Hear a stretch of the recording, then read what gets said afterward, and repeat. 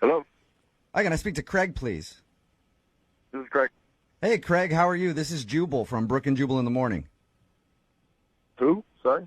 Jubal from Brook and Jubal in the Morning, the radio show. Hi.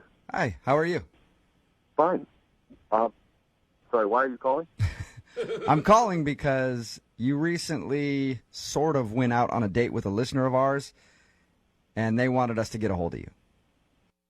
Oh.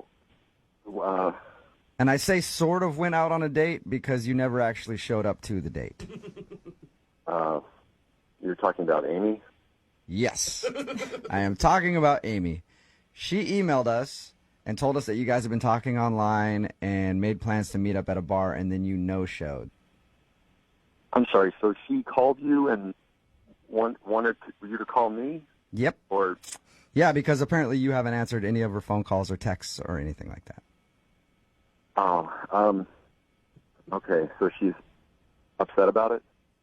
You know what? What? Well, we talked to her, and she's not really as upset as you think you would be if somebody made you wait at a bar for 45 minutes and didn't answer any text messages or phone calls from them. She just kind of wants to know why. It's really complicated, and it's not her fault. That's important for her to know. I should have texted her. Okay. Well, if it's not her fault, can you tell us what it is so that we can let her know? Because, I mean, you can imagine if you're in her shoes and you make plans to meet with somebody that you think is cool and then they don't show up, it upset you a little bit, even if you're not, like, outwardly upset at that person. I can imagine that. Yeah. Yeah, I could see how, yes. So could you do her that favor and let us know why you would stand her up? I mean, I had every intention of meeting her and going on a date as we planned, but I live in Puyallup, and I just couldn't go through with it. What? Because you live in Puyallup. Well, I mean, kind of. It's a long story, but basically a situation that just makes it very difficult. Are you embarrassed because you live in Puyallup? I'm more confused. You say you have a situation. I'd like to find out what that means, but I'm confused why you just mentioned the cities. Basically, I live in Puyallup, and I don't go into Seattle very much, ever.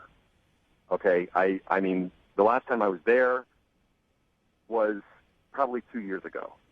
What? You know, and it's not that far away by distance, but for me, going into the city tends to stress me out, and the closer I got to Seattle, you know, kind of my fears were building and kind of started to overwhelm me. Wow. Is it the traffic? It's traffic, it's people, there's a lot of tall buildings, and that's basically a lot of movement, and I honestly don't know how you guys do it. Like, you walk down just a regular street in a city, and there's so many sounds, you don't know where they're coming from. Like, there's people everywhere, cars. Traffic alone is enough to just, like, freak me out. You know, there's people changing lanes, not even signaling, so many bad drivers. How do you guys even operate? So correct me if I'm wrong, Craig. It sounds like you were scared of the city. I'm not scared of it necessarily, but it just... He's petrified I'm not of it. scared of it. Yeah, I'm just really, really frightened of it. He just breaks out into cold sweats, that's all. I don't have nightmares about it or anything. You know, like, it's not like a horror movie for me, but it's just a lot. I understand, and that's something that's hard to tell somebody before you've even had your first date. Yeah, I mean, like, what am I supposed to do? Text her and say, sorry, I'm scared of the big city.